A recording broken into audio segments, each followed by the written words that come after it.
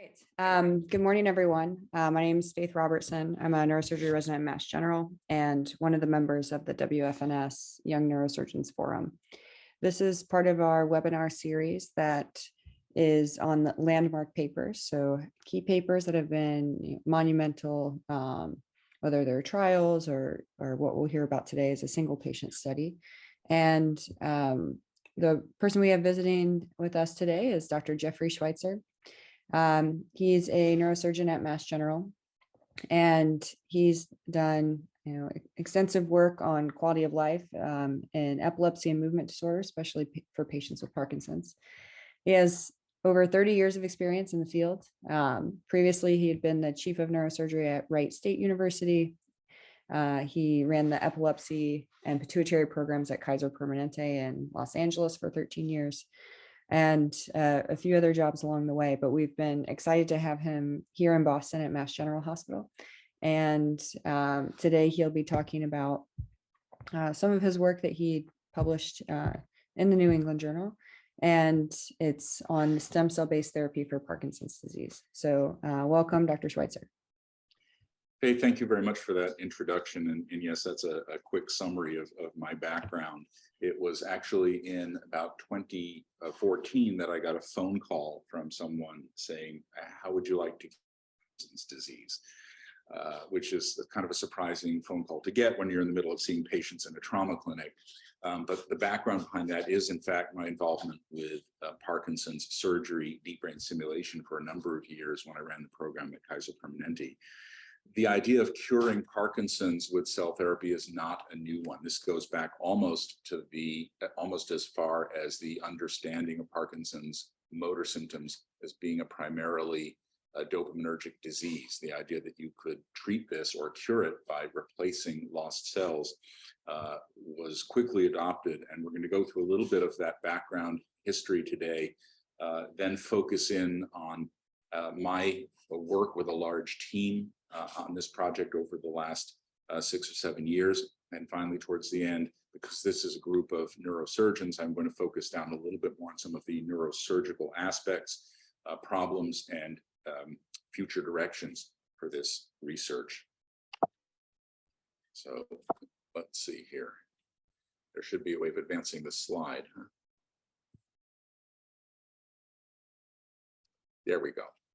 So Parkinson's is age dependent. And what this little graph shows in the black line is that if we live long enough and nothing else happens, we would all develop symptoms of Parkinson's disease. Dopaminergic neurons in the midbrain are large, extensively arborized neurons with very high metabolic demands. They're sensitive to a lot of things for that reason. And one of those things is aging. Basically, Parkinson's disease can be thought of as accelerated aging of the dopaminergic neurons in the midbrain, which are a source of dopaminergic innervation to large areas with diverse functions in the brain. Parkinson's is very common. It is the most common degenerative disease of the nervous system after Alzheimer's. Most of us know someone with Parkinson's, friends, family with this disease.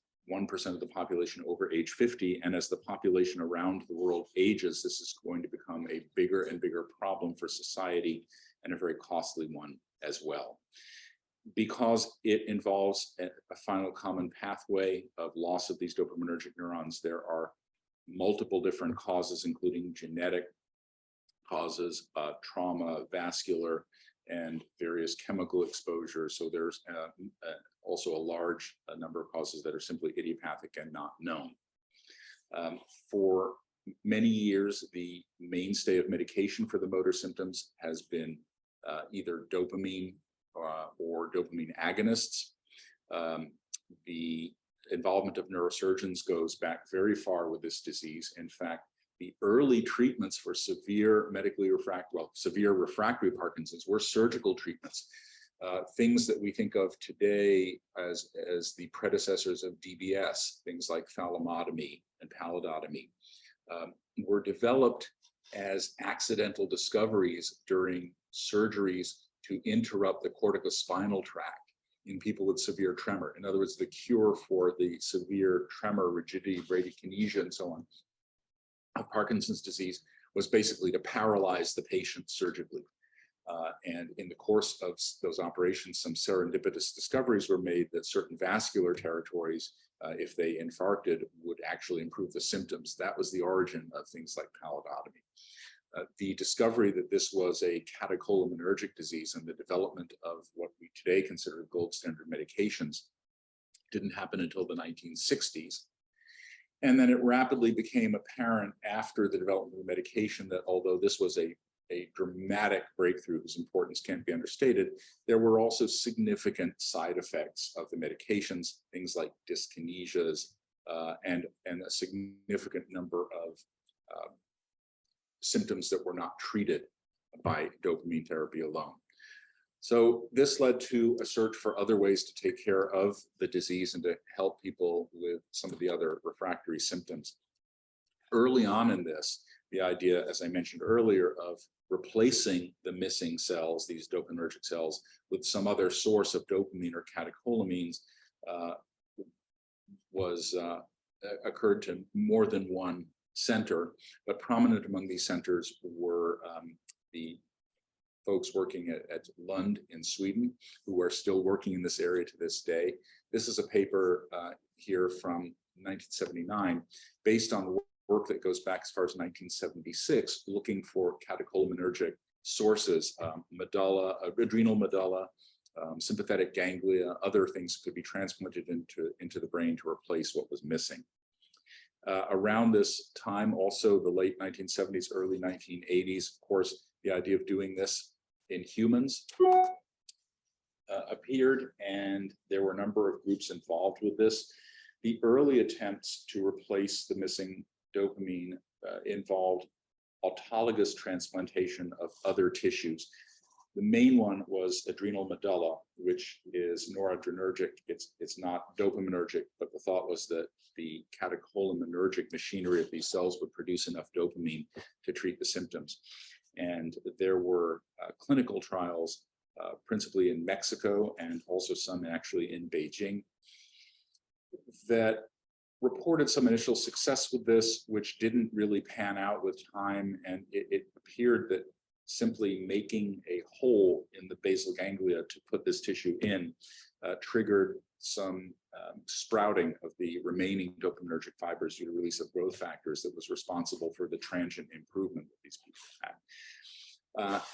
However, the group in Sweden kind of did the ultimate test of their rat model, in which they had used fetal rat tissue, by using human fetal tissue into the human brain Parkinson's disease patients.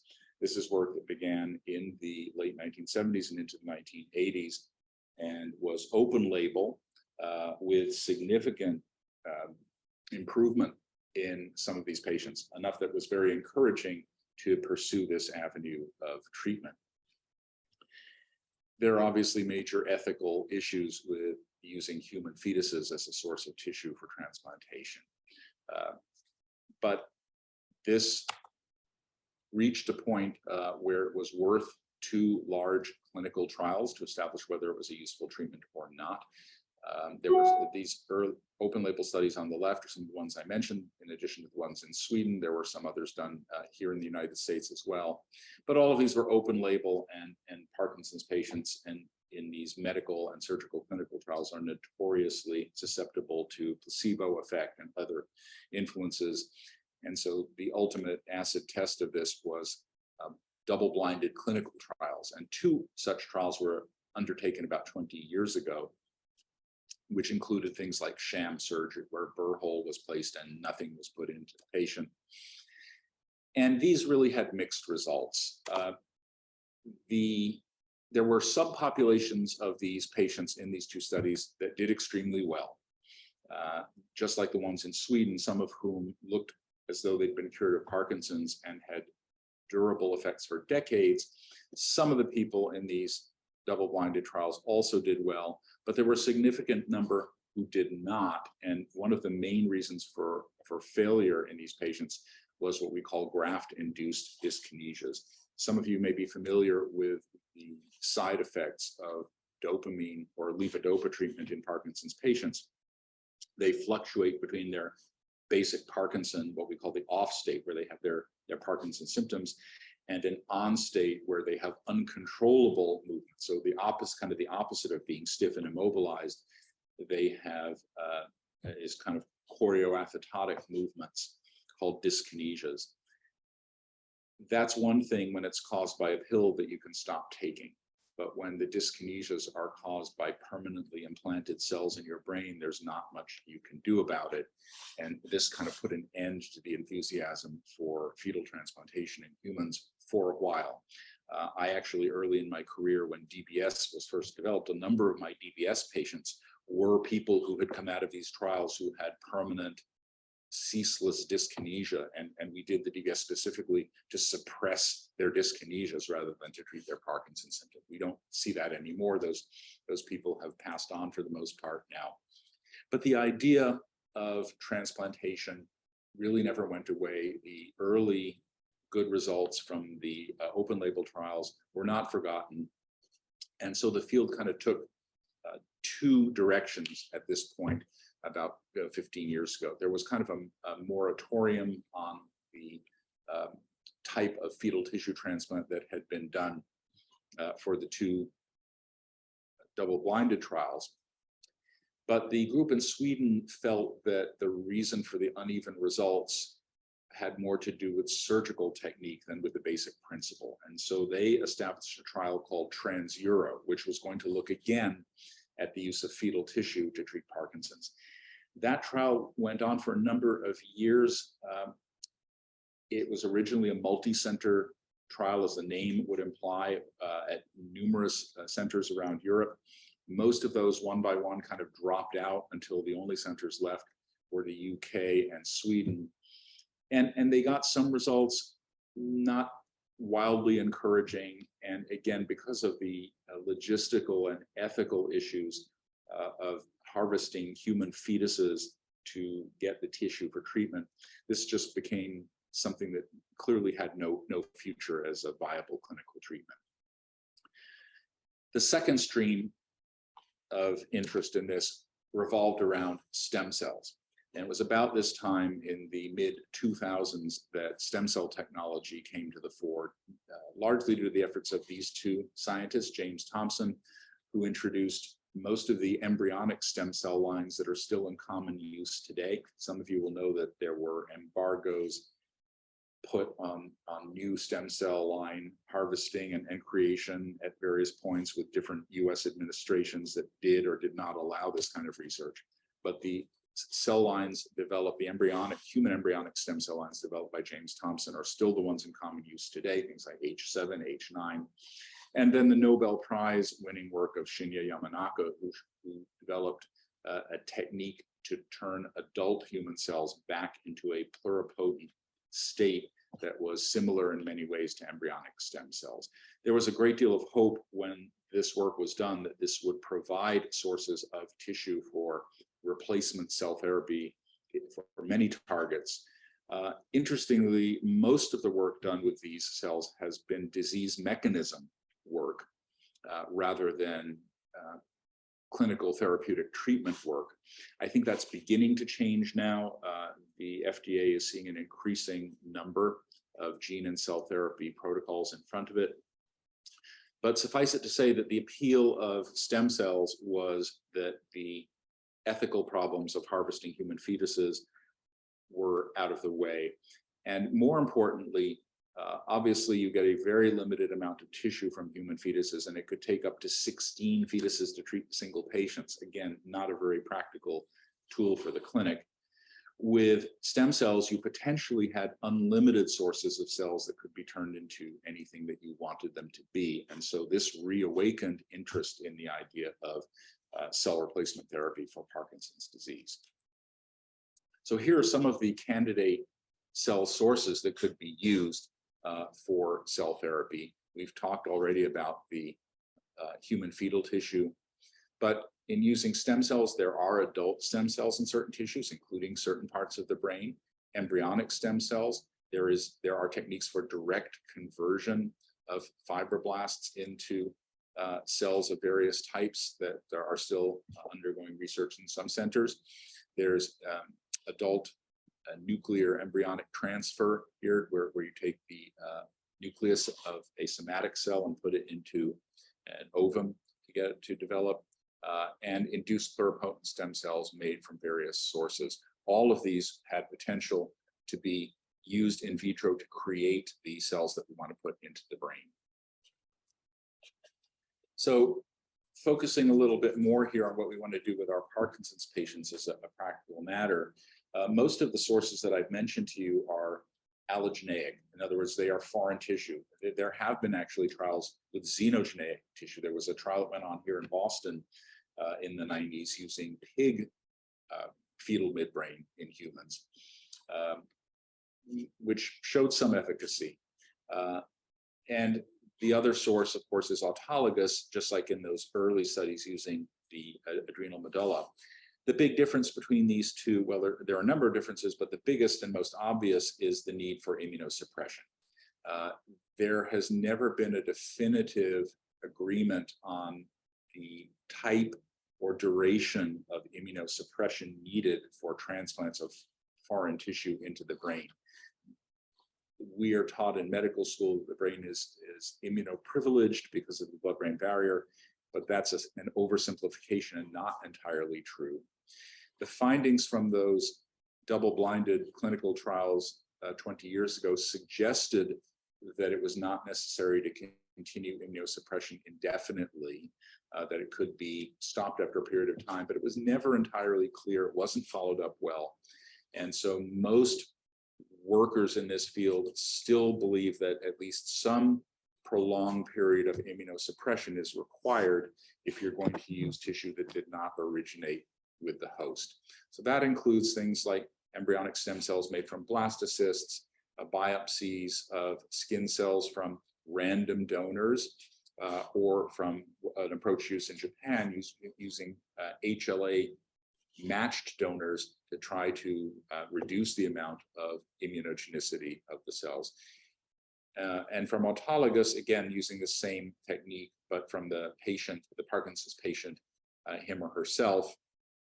All of these sources are then differentiated in vitro into what are essentially fetal dopaminergic cells, dopaminergic progenitors. We'll come back in a moment to why we use progenitors and not fully differentiated neurons. But the target in all these cases is to make cells at about the same stage where they can be transplanted into the host brain, survive, and replace the missing dopaminergic neurons. In our group, we have focused on this autologous source because we think, as I mentioned, it's much easier in terms of ethics. The patient is carrying around his own source of cells, and also because those of us who've seen these patients as clinicians are not terribly eager to take elderly, frail Parkinson's patients and put them on years of immunosuppression. Some of the groups in this field propose to do both that and put them on chronic antibiotic suppression. And again, all of us, I think, as neurosurgeons understand that you can't put people on immunosuppression or chronic antibiotics without significant side effects. So we've taken this autologous approach, and this is a little bit of a flow diagram showing how this works. In our case, we've used skin fibroblasts, but blood cells can be used as well. These are reprogrammed using the technology developed by Shinya Yamanaka into these induced pluripotent stem cells, which have the ability to differentiate into basically all cell types in the adult body.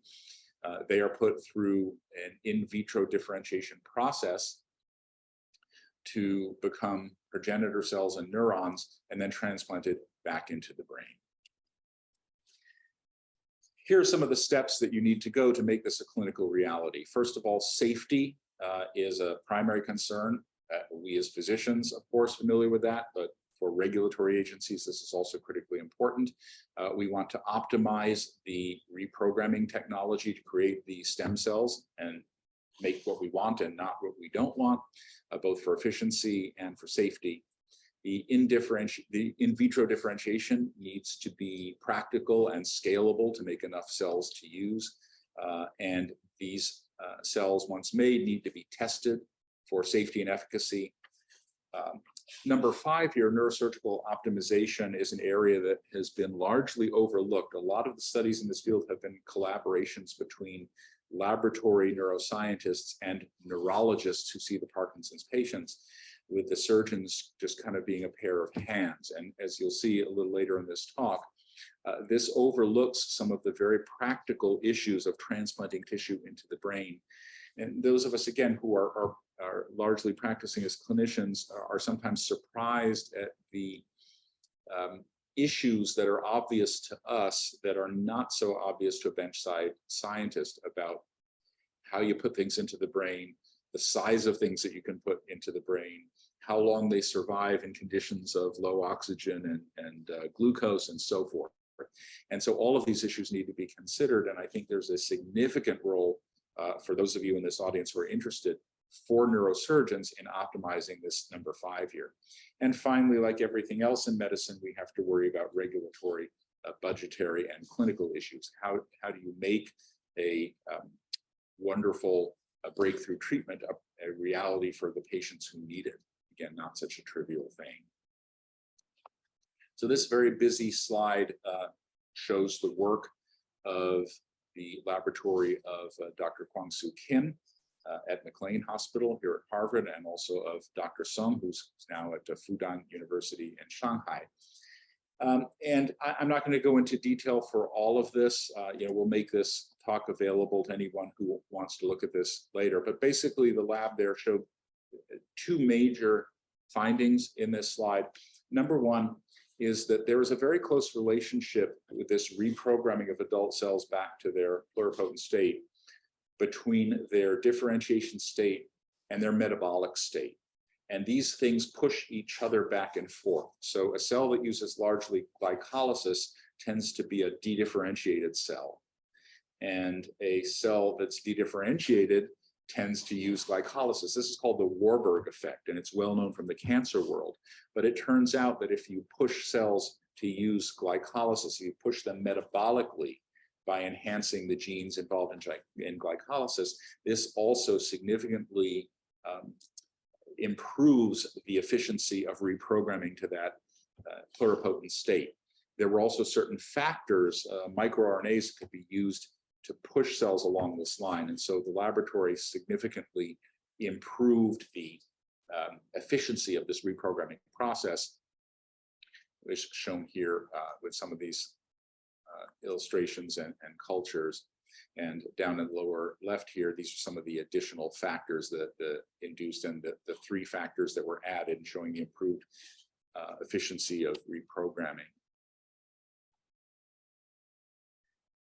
So when you put anything into the human body, you need to make sure it's safe. And again, another busy slide showing some of the safety issues involved here.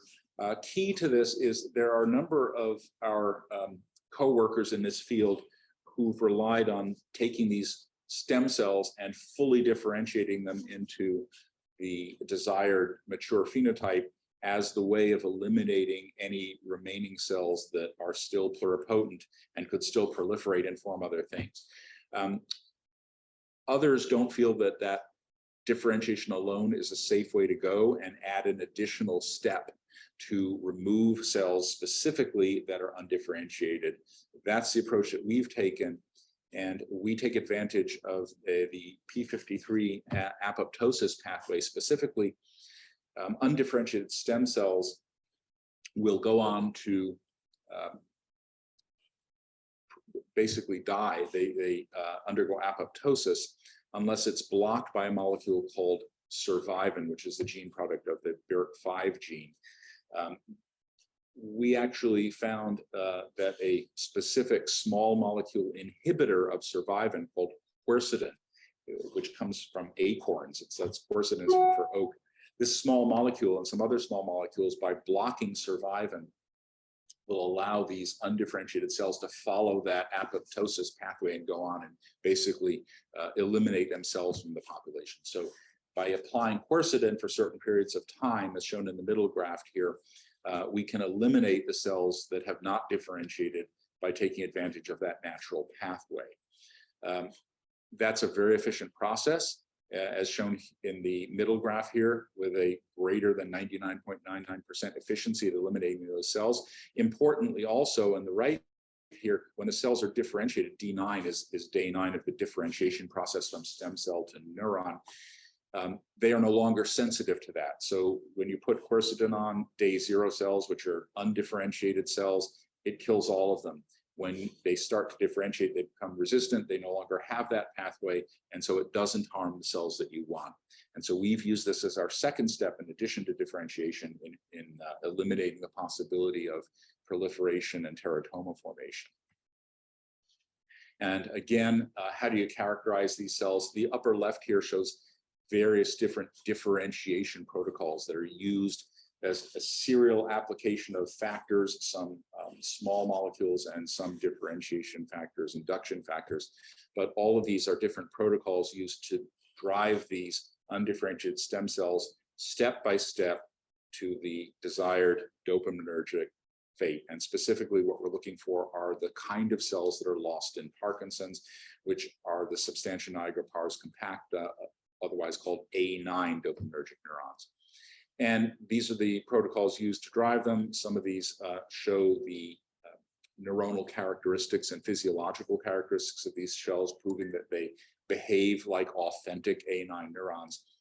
In the middle here was a technique developed again in the Kim lab involving Dr. Song as well, of culturing these cells with much greater efficiency. In other words, we found that during the differentiation process, a huge number of these cells simply didn't make it through the process and were lost.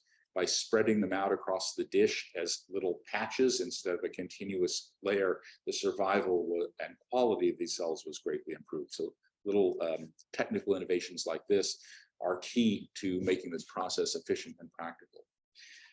We do studies to show both positive and negative controls to establish that these cells are what we think they are, that they don't spread through the body. So again, this slide is all safety studies except for the lower left, which I'll explain in a moment.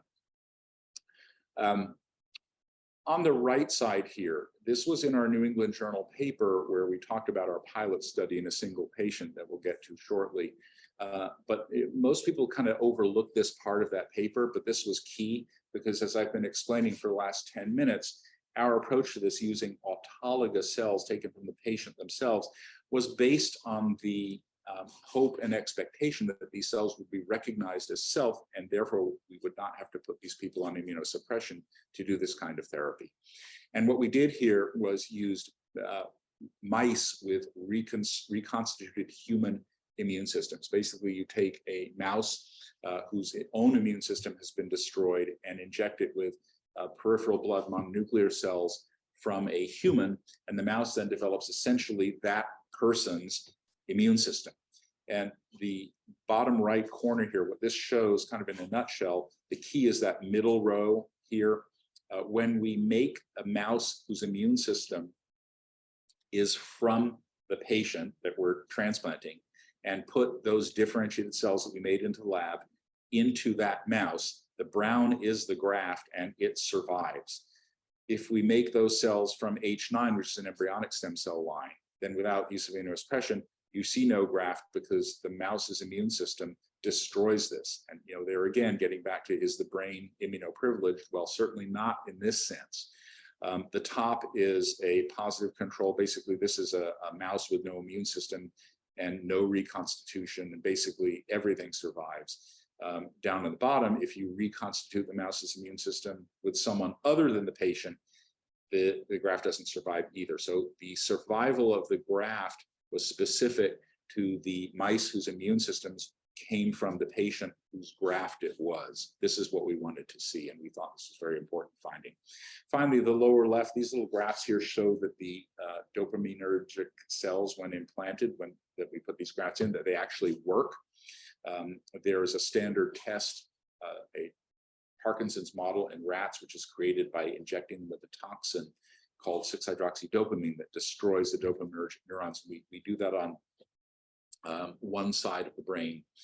When that happens, and you can induce these rats to rotate basically, if you inject them abdominally with amphetamine, that will stimulate dopamine release on one side, but not on the side where the dopamine cells have been eliminated, and the rats turn in circles, which can be measured by computer. And so these graphs show the rotation numbers per minute. The black is the control.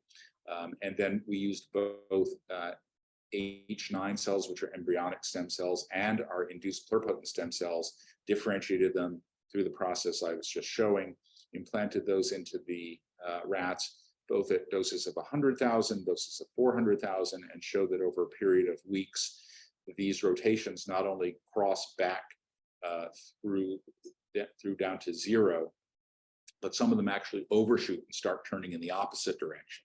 So again, this was proof of efficacy. So we had at this point safety and efficacy data, and wanted to go ahead with this.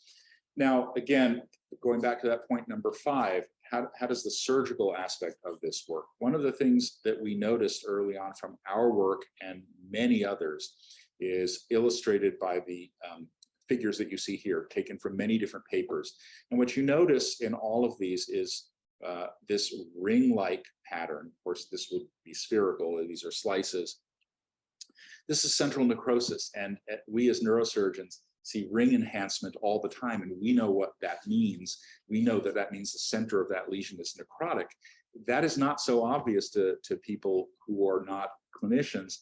And this was something that had been looked at a few times by the group in Sweden early on, but not much attention had been paid to this. What this said to us, again, the ring, the stained area, are the surviving dopaminergic neurons.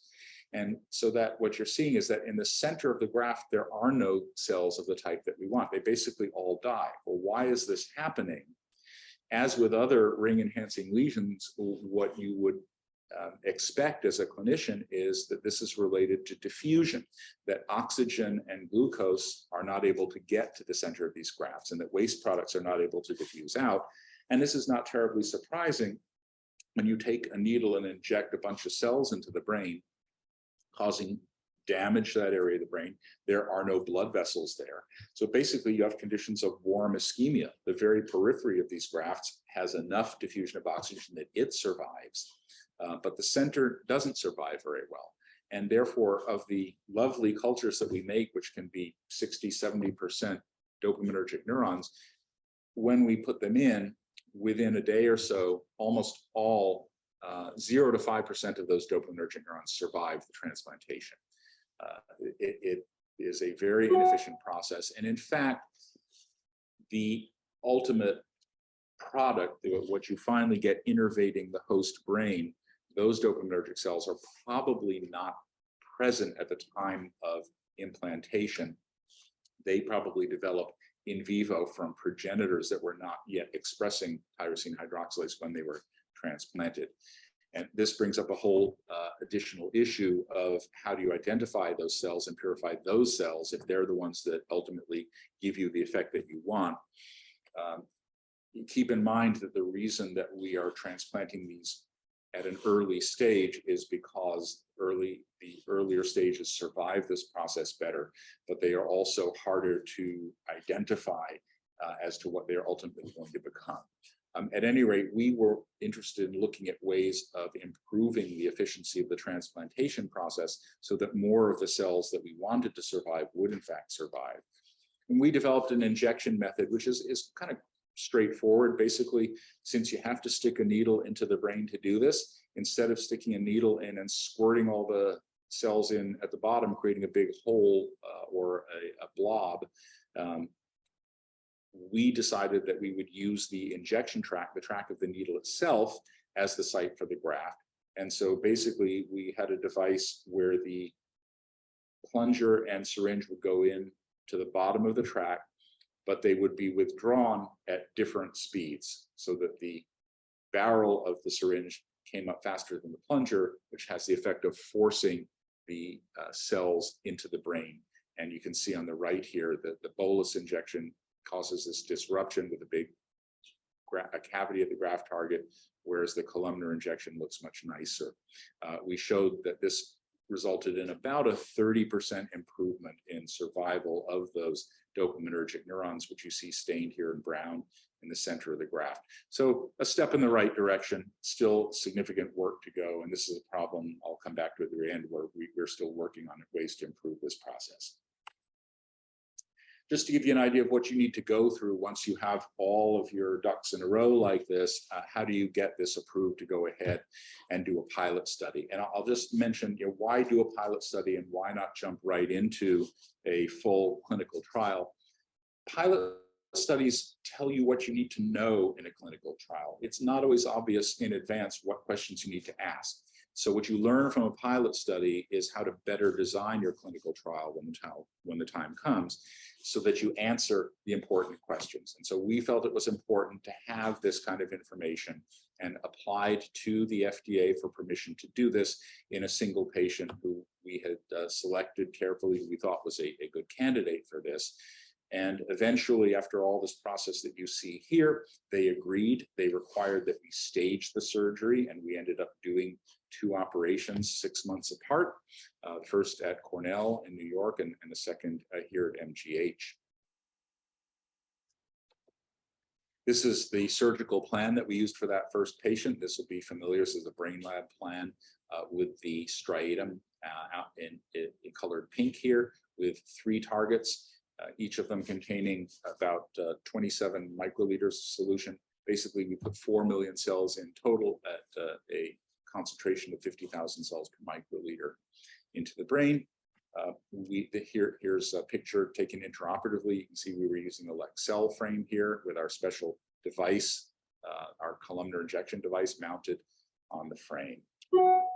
And here's an actual intraoperative picture.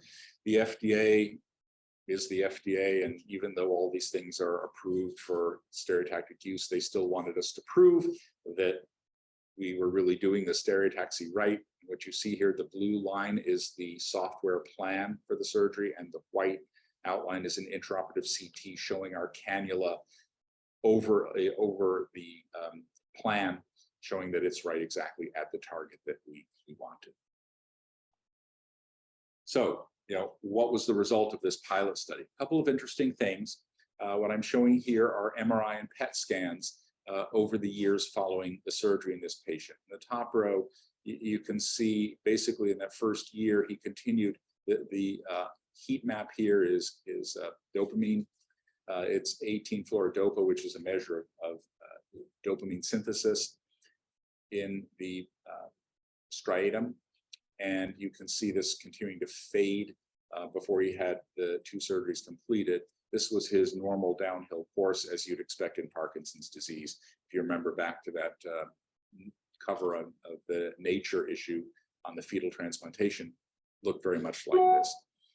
Then there was a turnaround, and over the subsequent year and a half, the signal began to increase. We also saw changes in the brain, which you see here, some high signal on T2 images. This has been seen in animal models and in previous studies, and no one knows exactly what this is. It doesn't seem to be deleterious or harmful, but it's an interesting phenomenon that no one has quite explained yet. Well, these are nice pictures, but we take care of patients, not pictures. So what happened to the patient? These are some standard measures of Parkinson's patients' rating scales that are done by neurologists in clinic. The most objective one of these is this upper left one, which is his motor score on and off medication. There's some improvement. It's not dramatic. Of course, he was deteriorating before the transplant. We don't know what would have happened with this N of 1. His subjective improvement was considerably more. And I will point out that those PET scans that I showed you, those are something that is not subject to placebo effect. So that's real, and it's hard to argue that there's an effect there. We also saw, from a patient's quality of life point of view, and I don't know if I can get these to play. Let's see if I can. Here we go. I'm not sure this is going to work. I don't know if you can see that. The patient here is the man in white on skiing. He's an avid skier and sports enthusiast.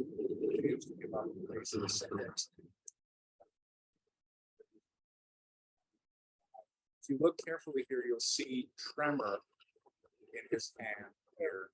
And you notice he was kind of stiff going down, kind of got turned around a little bit on the slope. Here he is 2 years after his surgery.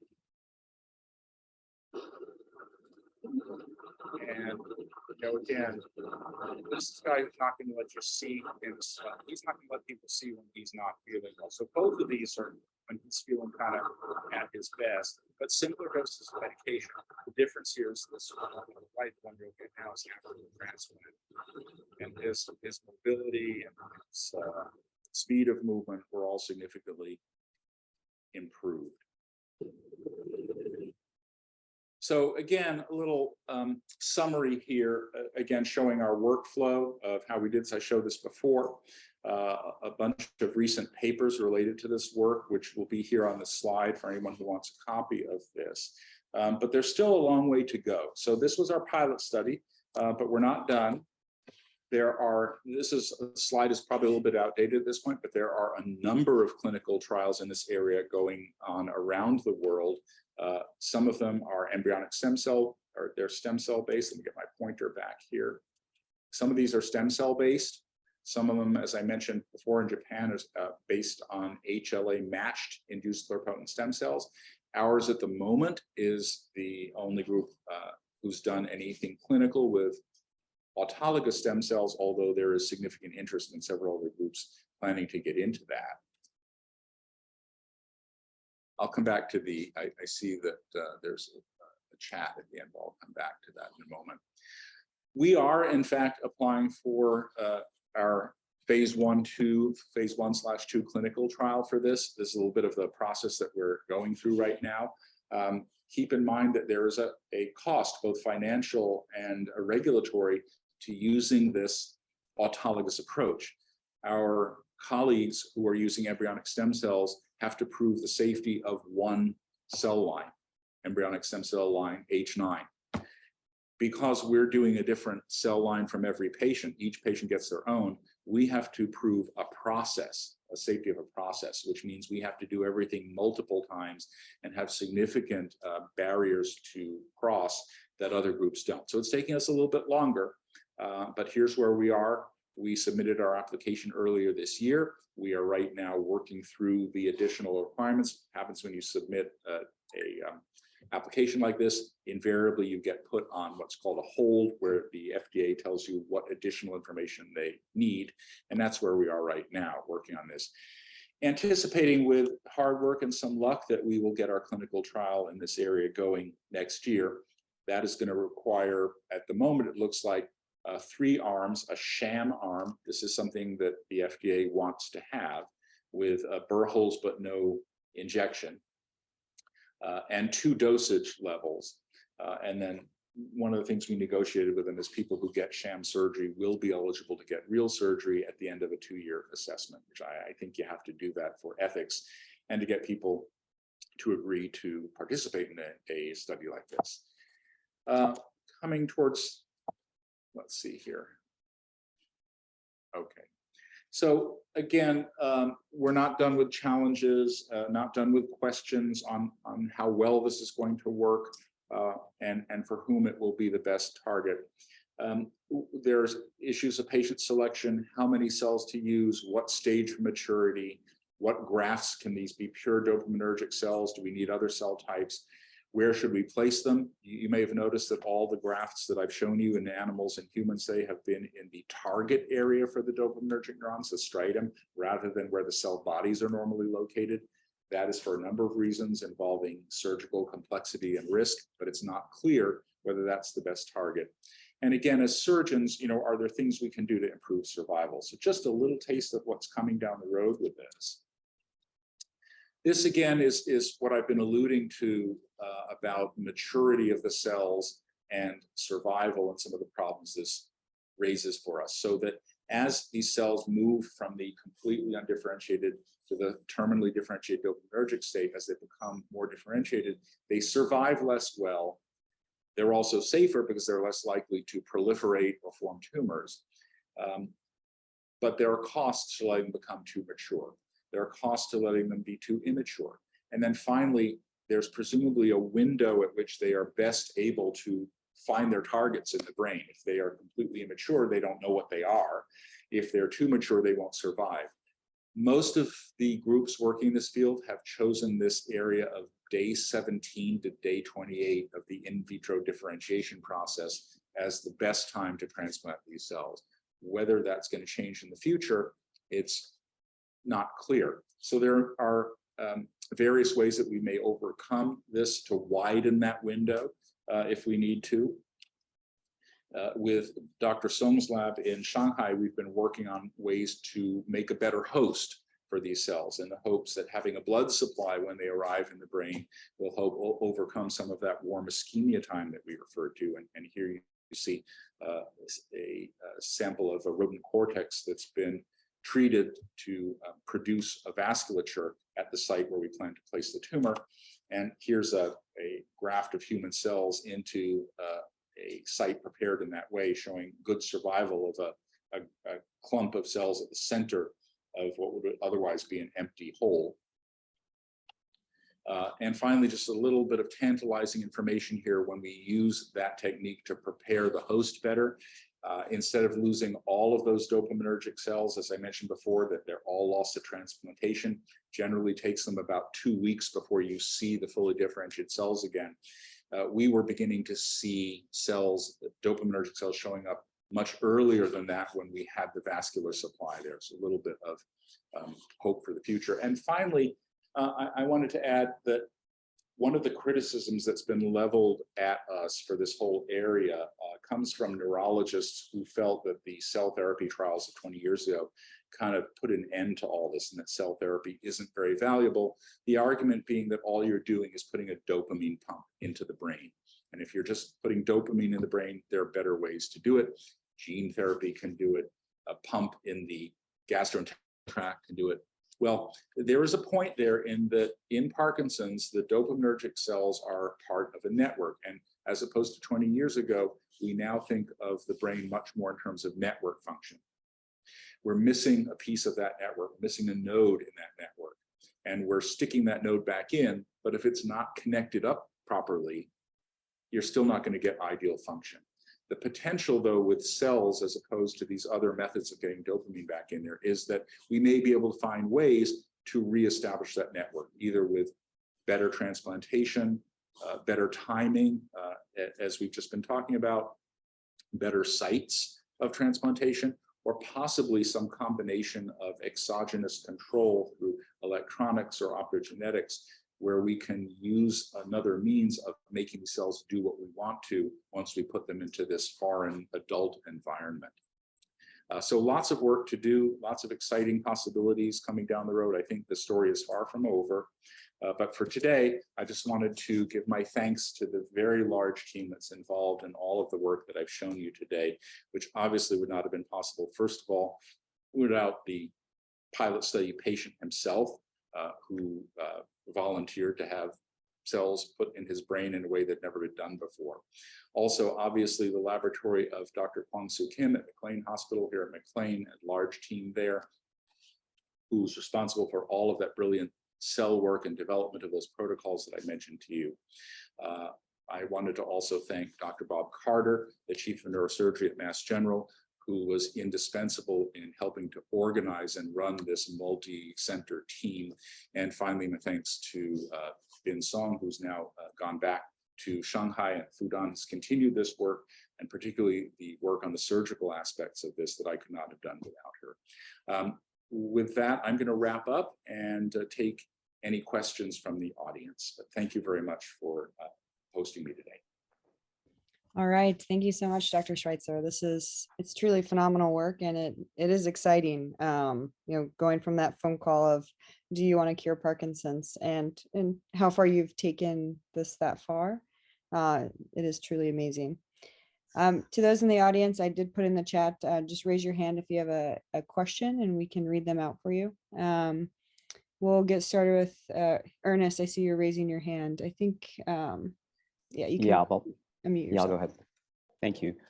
Really, really interesting work, Dr. Schweitzer, and looking forward to seeing where this goes in the upcoming trials. I'd be really interested, if you're willing, to comment about the potential role of this therapy in 3 different disease models. The first being dementias. I'm thinking specifically of Lewy body dementia, but perhaps other dementias if you have thoughts related to this. The second disease model is traumatic brain injury. This is my focus.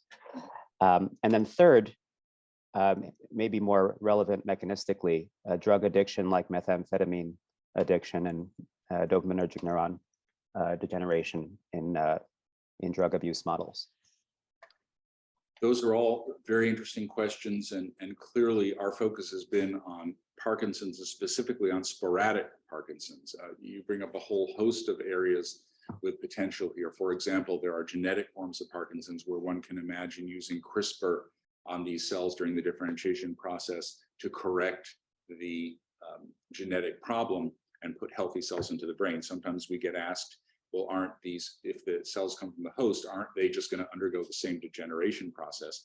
And the answer is complicated, but probably yes, but you've given them a new 50-year lead time to do that.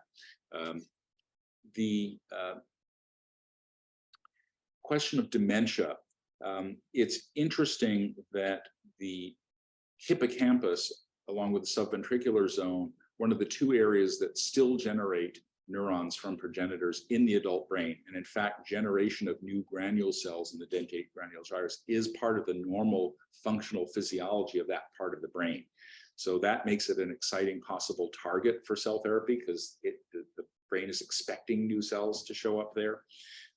It has not been tried yet, except in a rat radiation model where it seemed to have some effect, and what was transplanted there were neural stem cells rather than differentiated granule cells. There are protocols to make granule cells, and I'm aware of at least one group in Australia that's working on cell therapy like this for dementia. So I think that's definitely a target. Lewy bodies, a very complicated issue. Lewy bodies and alpha-synuclein, it is not clear how much is cause and how much is effect. Lewy bodies in dementia are not restricted to the hippocampus or to one particular site. They're kind of generally distributed in many areas in the brain.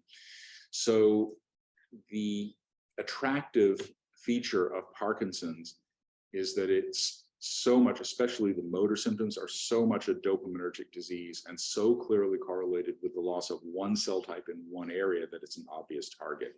The farther you get from that situation where the target cell type and location is not so obvious, or where it's more distributed through the tissue, those are more complex problems. And so I think we're not quite there yet. I think that dementia is probably the easiest of the things you mentioned. For traumatic brain injury, it isn't, obviously there's not a single place that you could put the cells because each trauma is different. The requirements are going to be different. So you would need to know cell type, location, number. Again, these cells are not without risk. Keep in mind that if you put in cells that don't turn into what you want, you don't have to worry just about proliferation like tumors. And there are instances of people going to these strip mall stem cell centers and ending up with bad things growing in their CNS that made the New York Times a few years ago. But you also have to worry if you put in cells that aren't what you want, that they're going to make the wrong connections that can have deleterious effects, cause seizures. So there's these other things that you're talking about are much more complex. As for drug addiction, I'm not quite sure that I know what you're getting at there. I mean, if cells are killed off, you can replace them. So to the extent that certain toxins, like the MPTP model of Parkinson's disease, famous model that's often used in primates, developed because of a methamphetamine lab accident that produced a substance that killed the dopamine neurons in those patients. But that's a very rare thing. If you're talking more about replacing defective cells with healthy ones, the answer isn't so clear as to what you do with the defective cells, or if you can turn those off when you put your healthy ones in.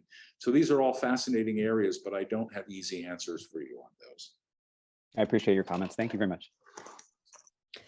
Dr. Schweitzer, you commented on the importance of a pilot study to really inform what questions to ask, not only just how to design your trial going forward.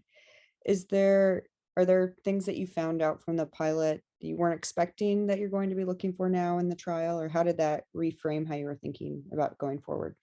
Well, it gave us an idea of yes, we learned a number of things. For one thing, we saw a big difference between the left and the right sides, which were done at two different centers. We saw much more improvement in the PET scan signal on the side that we did at Mass General.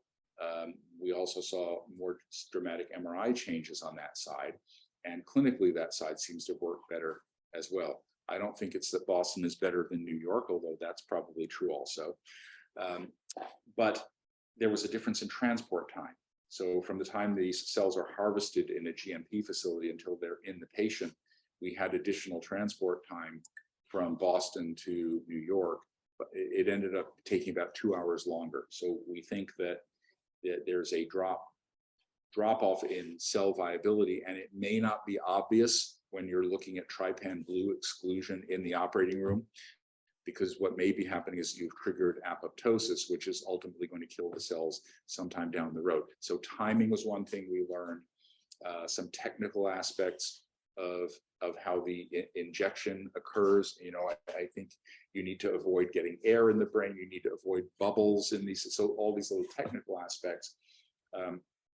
But then overall, you know, we decided that our cell numbers were probably minimal. Everybody's been all over the map from 1 million cells per side in one study to as many as 20 million cells per side in a study in Australia. We chose 4 million for this pilot study. We think based on that we probably are way on the safe side. And so for our clinical trial, we decided to do 4 and 8.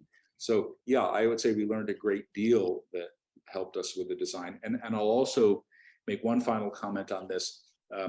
I mentioned how we developed this column injection technique where we kind of extruded the cells into the track of the needle. We met with some of our colleagues a few years ago, and we all kind of presented where we were. And it's interesting in that the news I'm getting right now about how other groups are doing this, including the group in Japan and this group in this country using embryonic stem cells called Blue Rock. They are not doing exactly that, but they're now putting in separate little dots of their graft. They're kind of putting them in bit by bit along as they withdraw the needle. So sort of the poor man's column injector technique. So that seems to have been something that we learned that would seem to be successful that other people have already begun to adopt. Very cool. Sham, I just unmuted you. You can go ahead and ask your question. Yeah. Good afternoon, Dr. Jerry Schweitzer. Thanks for the great lecture. I'm listening in with my student, Helene Clavius. So I want to ask you if you characterize the exosomes from these cells in vitro or in vivo, because in our own study back in Miami, we found that the stem cells would modulate the microglia. And I was wondering if there's any possibility to look at that in these trials. Looking at exosomes? Yeah, exosomes and the consequence such as decreased chronic inflammation in the brain, like using a PET ligand. Decreased inflammation in the brain? Yeah, I don't know if the model that you have or in the trials, you have inflammation, but in the TBI, we have chronic inflammation. Yes. And okay. we can look at that with PET scan. Right. I can't really say much about exosomes. Dr. Carter would be the expert on that. We have not looked at exosomes in vitro in our cultures for this. So we haven't looked specifically at that.